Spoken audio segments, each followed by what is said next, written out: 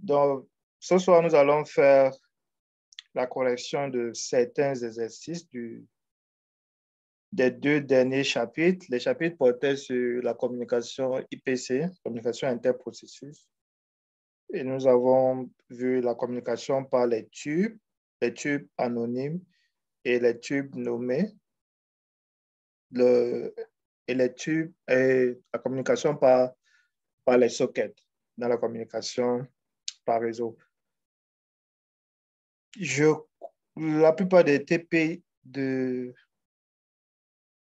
la plupart des exercices dans cette TP peuvent être réalisés à l'aide des tubes nommés et les tubes anonymes, mais nous allons essayer de légèrement modifier l'exercice 4 afin de prendre en compte le cas d'une architecture client-serveur. OK?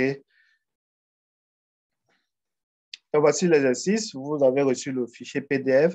J'espère que tout le monde voit le PDF que j'ai partagé. Il y a les questions de cours. OK? Les questions de cours. Nous avons l'exercice 1. Sans utiliser la constante prédéfinie pipe buff, écrit un programme qui permet de déterminer la capacité maximale d'un tube. Okay. Donc, l'exercice numéro 2 dit écrit un programme où le père et le fils communiquent par l'intermédiaire d'un tube anonyme. Le père envoie au fils un nombre entier. Le fils calcule la somme et l'envoie au père qui l'affiche à l'écran. Vous avez la communication entre le père et le fils à l'aide d'un tube anonyme. L'exercice numéro 3 demande d'écrire un programme qui mine un système producteur-consommateur. Donc, en utilisant deux processus clients et un serveur qui communique par tube. Le serveur sera le producteur et le client le consommateur. On demande, le consommateur consommera tant qu'il y a des produits. Sinon, il se met en attente d'arrivée de nouveaux produits. Les temps de production et de consommation seront régis par des durées choisies aléatoirement. On demande d'égaliser deux versions, une version où le processus client et le processus fils proviennent du processus serveur. Et l'autre version, c'est le client et le serveur n'ont pas de relation directe père-fils. Okay. L'exercice 4 est l'exercice qui m'intéresse le plus parce qu'il résume la plupart des notions que nous avons vues dans ces deux chapitres, la communication interprocessus. Ici, on vous demande de réaliser un serveur de diviseur de nombres entiers positifs. Vous réaliserez plusieurs versions définies comme suit. Il y en a deux versions réalisées. Le client et le serveur sont des processus issus du même programme C. Du coup, quand on dit même programme C, on parle de même processus. Le serveur ne traite qu'une requête à la fois. Le serveur peut traiter plusieurs requêtes à la fois. Le client et le serveur sont implémentés dans des programmes différents, c'est-à-dire que vous allez avoir deux exécutables que vous exécutez et la communication se fait entre des processus qui exécutent ces deux programmes. Donc, le serveur ne traitera qu'une requête à la fois et le serveur peut traiter plusieurs requêtes. Donc, vous avez un serveur qui s'exécute et vous avez un programme client qui va se connecter à ce serveur. Dès que le serveur reçoit une requête, il va exécuter la requête. Donc, comme c'est fait par deux programmes différents, ça veut dire qu'on peut adopter les tubes nommés. Ça, c'est lorsque nous sommes sur la même machine. Mais si nous sommes sur deux machines différentes, il va falloir faire l'implémentation avec les sockets pour que les deux processus puissent communiquer. L'exercice numéro 3 est à remettre. Enfin, l'exercice numéro 5 est à remettre. Donc, j'ai déjà un exercice que je dois récupérer avec vous à la fin de cette semaine. Ça, c'est un autre exercice que je dois récupérer. Ici, on vous demande d'implémenter le jeu de Nîmes sur une machine au moyen de deux processus client et serveur. Les clients sont des joueurs et le serveur gère une seule partie de jeu. Le fonctionnement du jeu est le suivant. Le serveur attend que deux clients se connectent. Vous avez deux clients qui se connectent. Lorsque les deux clients sont connectés, le serveur choisit de façon aléatoire lequel des deux va démarrer le jeu. Ensuite, chaque joueur joue à tour de rôle et aucun joueur ne peut passer son tour. Après chaque coup d'un joueur, ici c'est joueur. Après chaque coup d'un joueur, le serveur renvoie aux deux clients l'état actualisé du jeu. Lorsque la partie est achevée, le serveur envoie à chaque client son résultat, une indication que le client a gagné ou perdu. Donc, s'il a envoyé au client A qu'il a perdu, il va envoyer au client B qu'il a gagné. Le serveur, les processus client et serveur seront implémentés par deux programmes C différents, mais seront lancés sur la même machine. Dans la première version, ces deux processus seront lancés sur la même machine. Donc, des simples tubes nommés pourront permettre la communication entre les processus. Je vais ajouter un autre aspect. Les deux programmes sont lancés sur deux machines différentes. Dans ce cas, il va falloir faire la communication réseau. Okay. Donc, mais dans un premier volet, vous allez d'abord chercher à soumettre le cas où l'implémentation est faite sur la même machine. Vous verrez à fournir une interface textuelle assez commode et ergonomique. Pour cet exemple, je vais vous montrer un exemple d'exécution. Pour ce problème, pardon. Je vais vous montrer un exemple d'exécution. OK. Donc, ce que je vais faire l'exercice numéro 4 parce qu'il couvre très bien les notions abordées à l'exercice 3, 2, 1 et même les notions qui sont nécessaires pour réaliser le dernier exercice. Okay? Et pour ceux qui ont des questions concernant le principe du jeu, parce que j'ai dit juste le jeu Nîmes, vous allez poser la question comment se joue le jeu de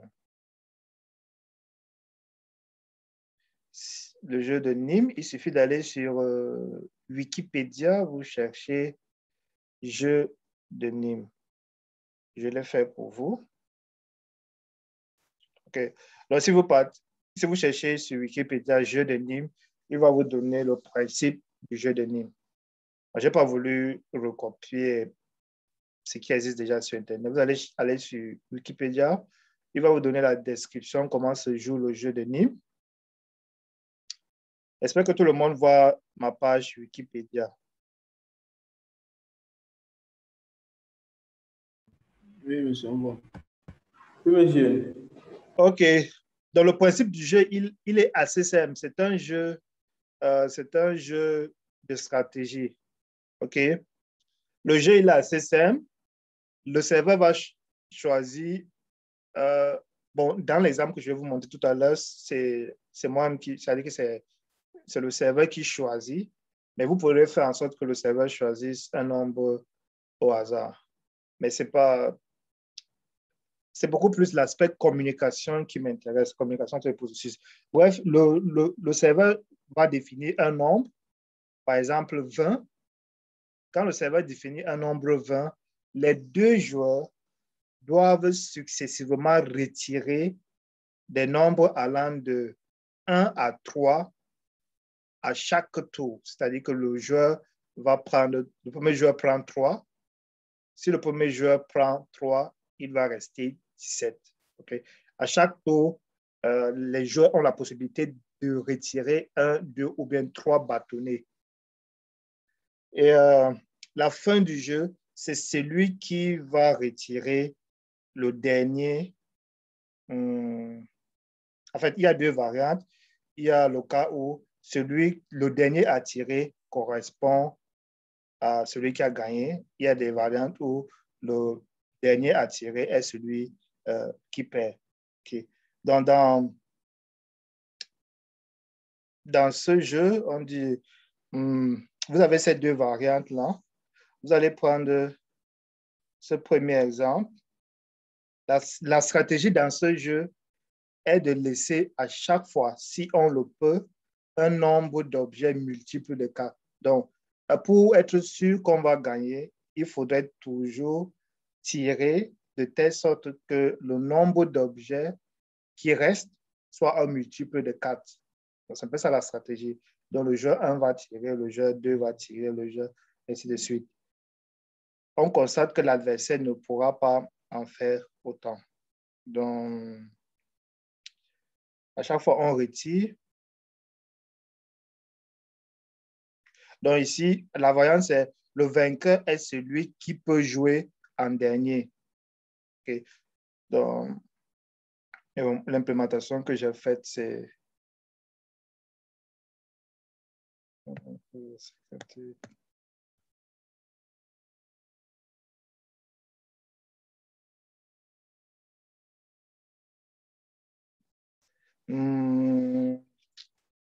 OK.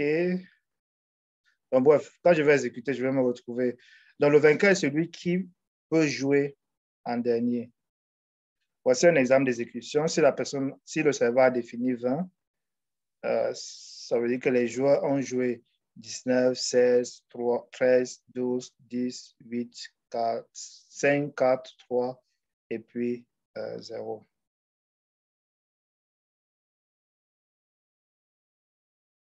OK? Ça, c'est la description du jeu. Chaque fois qu'un joueur va choisir un nombre, vous envoyez ce nombre au serveur. Le serveur va faire la soustraction et il renvoie aux deux joueurs l'état actualisé du jeu. Je vais vous montrer un exemple d'exécution dans ma machine virtuelle. J'espère que tout le monde voit la machine virtuelle que j'ai partagée. Ici, c'est la version... OK, ça, c'est la version qui utilise les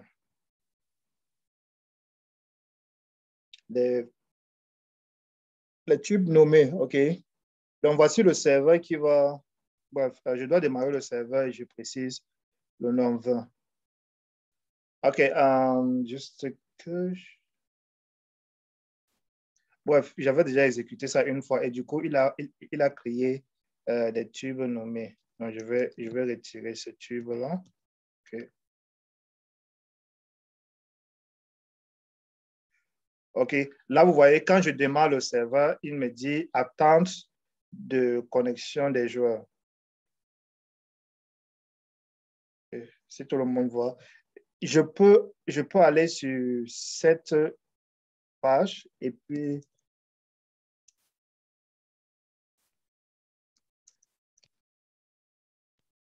exécuter un des clients. OK. J'exécute un des clients. OK. Là, un premier client s'est connecté et normalement, ici, il est toujours en attente de connexion parce qu'il me faut deux clients. Le premier client s'est connecté.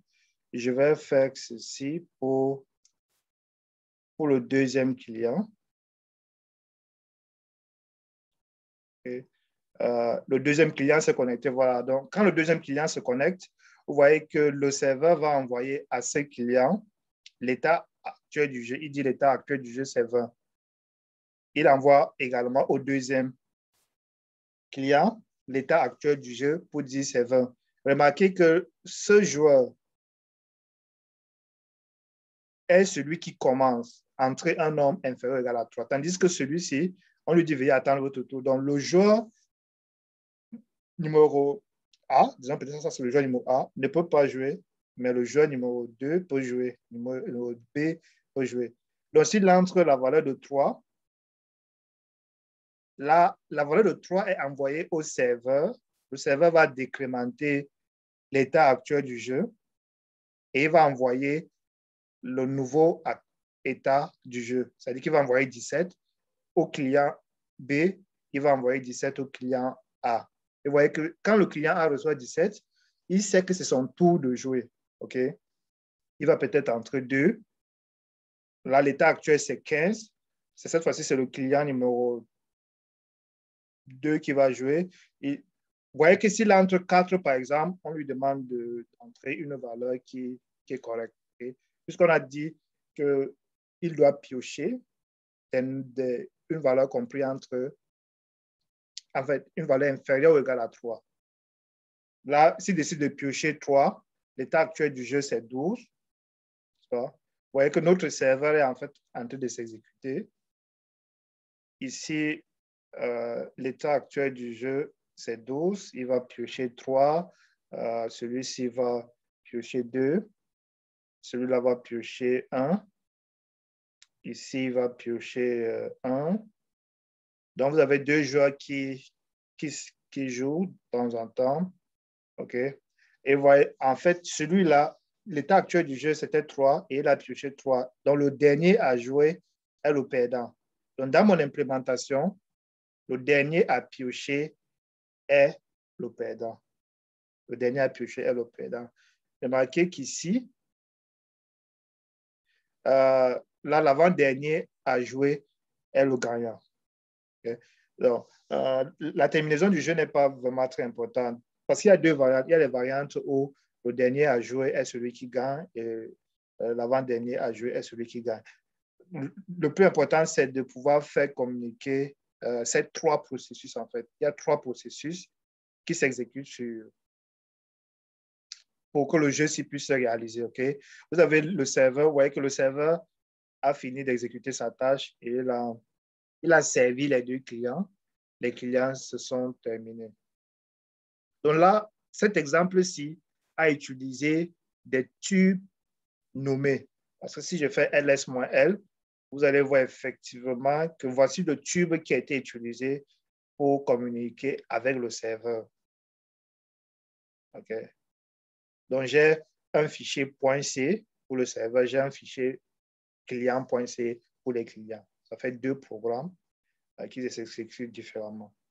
Donc, je ne sais pas si vous avez compris l'idée du jeu avant qu'on puisse entrer dans la correction des TP. Comme ça, vous pouvez déjà commencer à penser à la réalisation de ce programme au fur et à mesure que nous faisons la correction des exercices.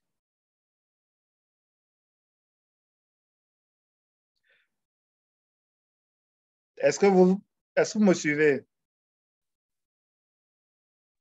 Oui, monsieur. Oui, monsieur. Merci, on vous suit. OK, donc si la description du jeu est correcte et est claire, nous allons débuter avec la correction du TP. Je l'ai dit, nous allons commencer avec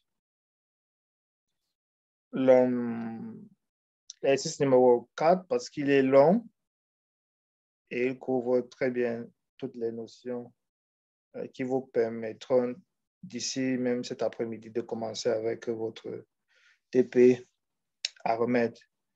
Donc ici, nous voulons faire un serveur de diviseur. Ça veut dire que votre serveur, il va réaliser pratiquement 2 tâches. La première tâche, c'est qu'il va envoyer la liste des diviseurs d'un nombre donné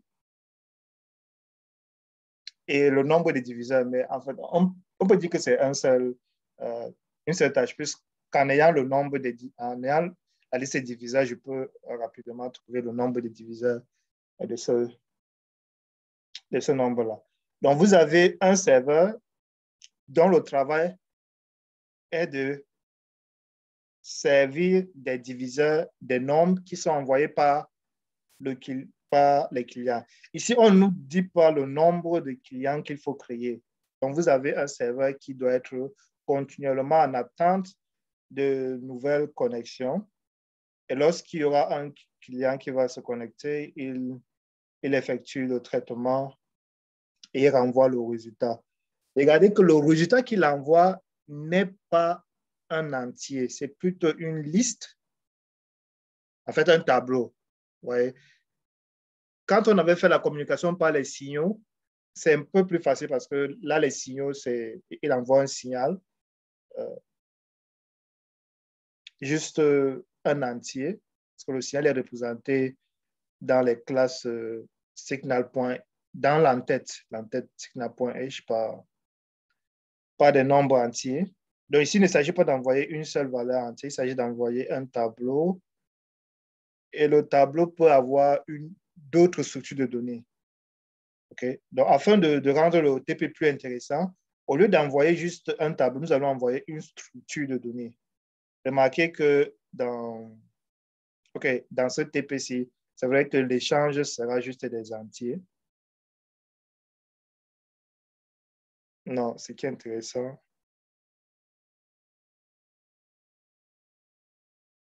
c'est vrai que le client doit envoyer l'entier et le serveur renvoie l'entier.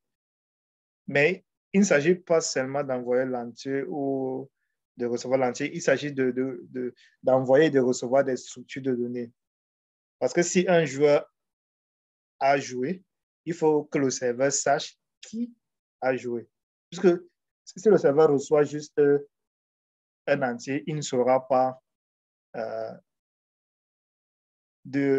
qui a joué. Un peu. Donc, il faut envoyer non seulement l'entier que j'ai joué, il faut également envoyer mes informations. Vous pouvez prendre le PID d'un client comme étant son identité. Donc, en plus d'envoyer le nom, le client peut décider d'envoyer son ID.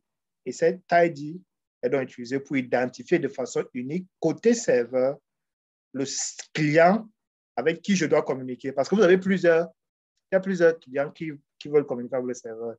La seule façon pour le serveur d'identifier de façon unique à qui est-ce qu'il doit s'adresser, à qui est-ce qu'il doit renvoyer la réponse, c'est en utilisant l'identité du client.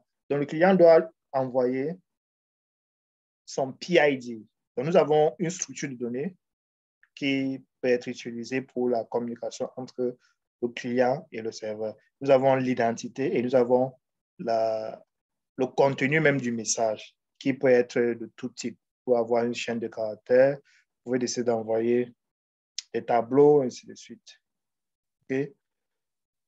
Donc, la première variante, c'est décrit de telle sorte que le client et le serveur sont des processus issus du même programme C. Donc, dans la première variante, le client et le serveur seront au même programme C. Donc, on aura un seul programme C. Et dans ce programme C, le serveur ne traite qu'une seule requête à la fois.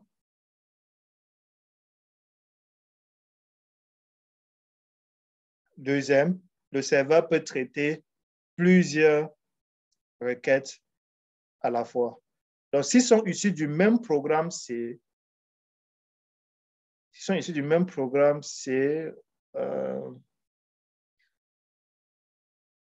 bon, ça veut dire qu'on aura simplement un père qui va créer un fils. Le père se comporte comme un serveur et le fils va se comporter comme un client. Okay. Bon.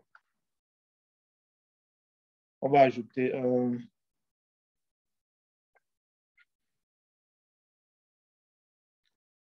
call. Je vais revenir sur Linux et nous allons faire la première variante là. Et la deuxième variante va utiliser différents programmes C. OK, je crois que tout le monde qui est là a au moins une maîtrise du langage C, puisque nous allons créer les structures de données. Une structure de données pour représenter l'échange des messages.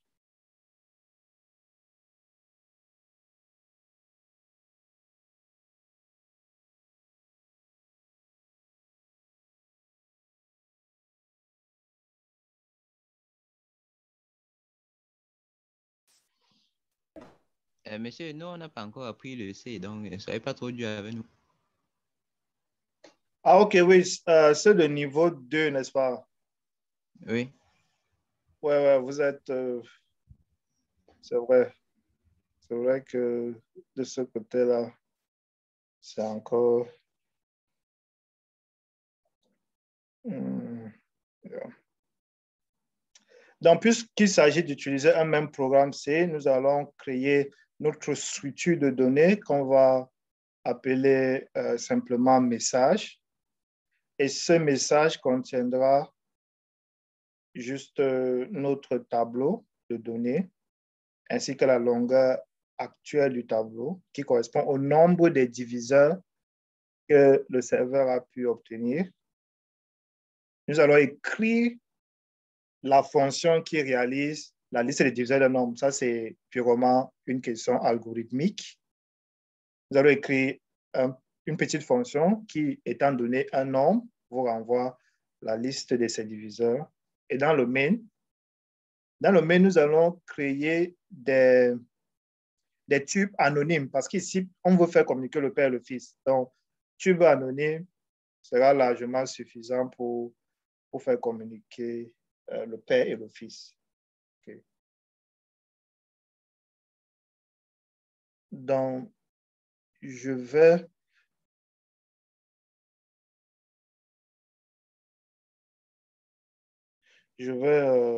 aller sur mon... Je vais créer... J'avais un full, un dossier déjà dans lequel j'étais... Je crois que le dossier s'appelait TP2. OK. Donc, le dossier TP2, pour le moment, il est vide. Je crois que tout le monde est en train de voir ma machine virtuelle. Je vais créer un premier fichier que je vais appeler, comment est-ce qu'on va appeler ça? Je vais appeler exercice 4.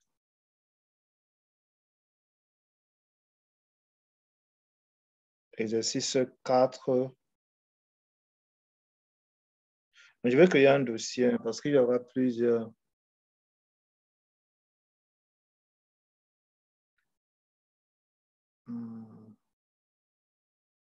Yeah. Je vais créer un dossier. ISO 4. OK. Donc, dans ce dossier-là, vous allez, notre premier fichier, on va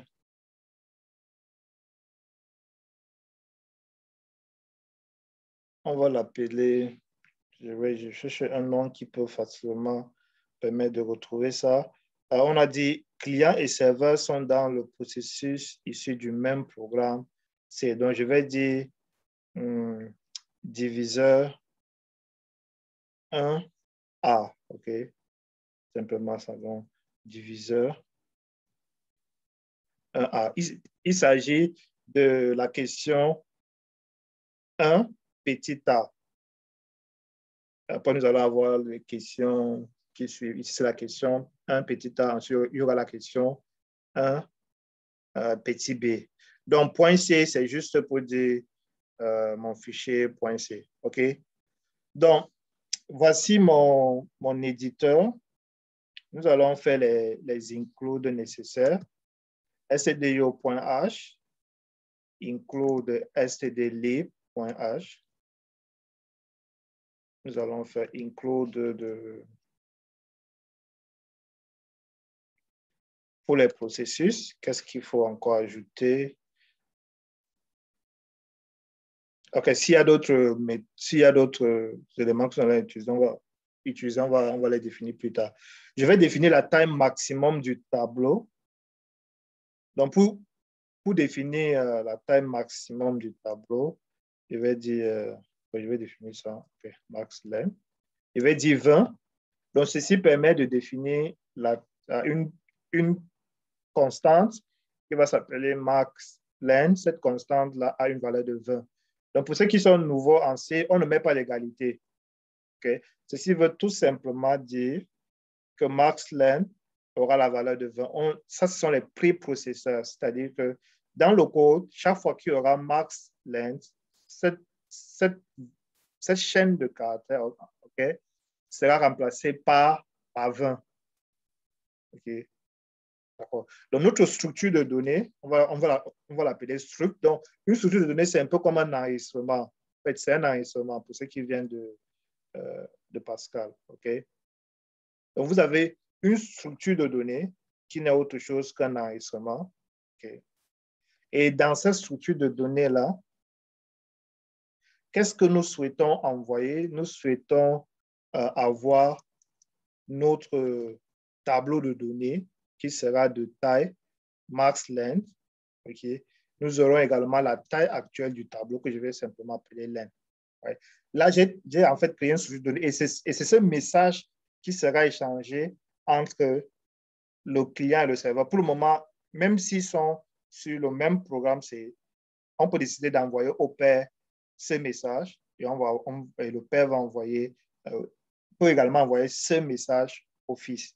Okay? Donc, ceci permet de créer comme une classe en Java. Okay? Puisqu'on a fait du Java, ceci permet de créer en quelque sorte une classe qui aura des propriétés length et un tableau de données. Okay. Donc, qu'est-ce qui se passe dans notre... Une fois que vous avez créé une structure de données, vous pouvez créer un type. Okay. En fait, ici, struct message correspond à un type. Mais si vous ne voulez pas manipuler struct message, vous pouvez créer un type. Un type de données en C, c'est créé avec la notation type def.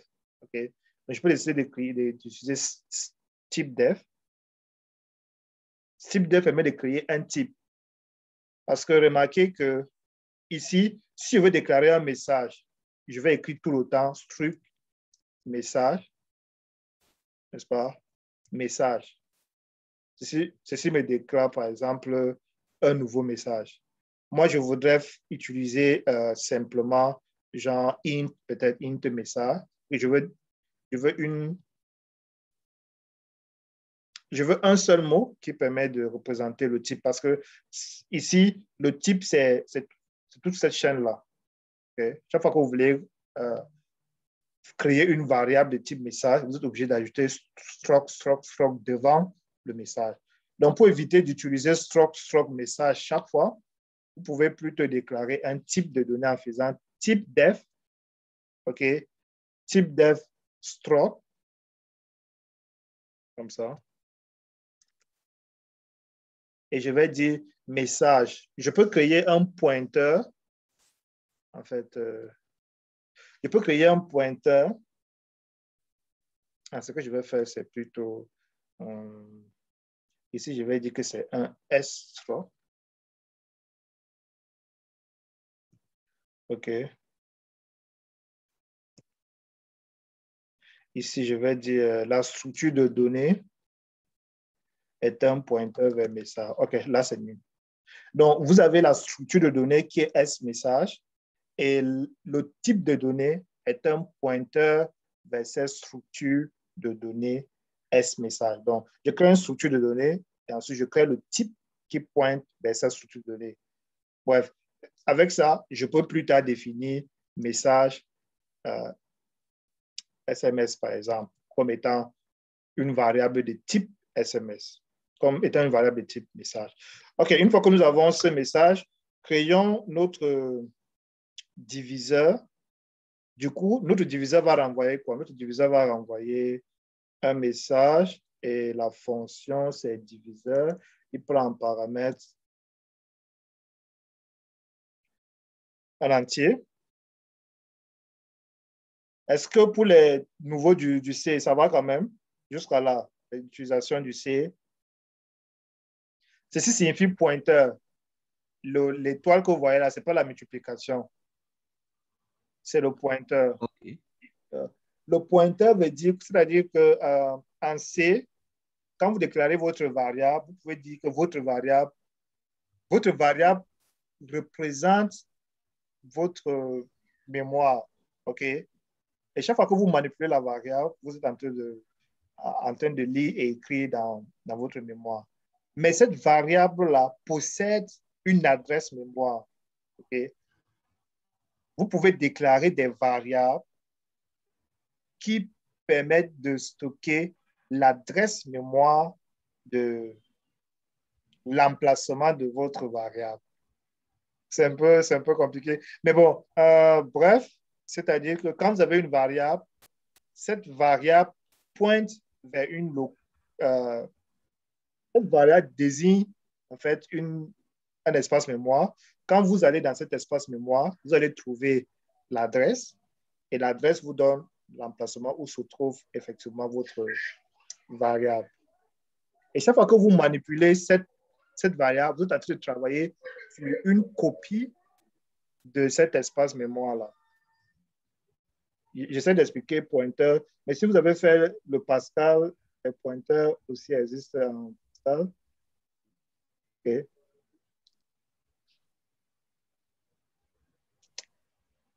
En C, une explication très simple des pointeurs, c'est que si vous avez A et vous dites que votre variable A, par exemple, ici, est égale à 10,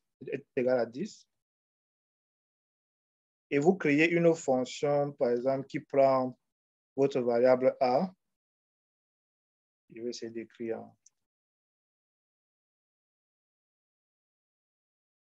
Et vous dites que A reçoit désormais, disons même qu'on peut dire V. OK, vous dites que V reçoit désormais la valeur de 20. Si vous appelez la fonction et vous passez en paramètre A, et si je vous demande à la fin de me dire quelle est la valeur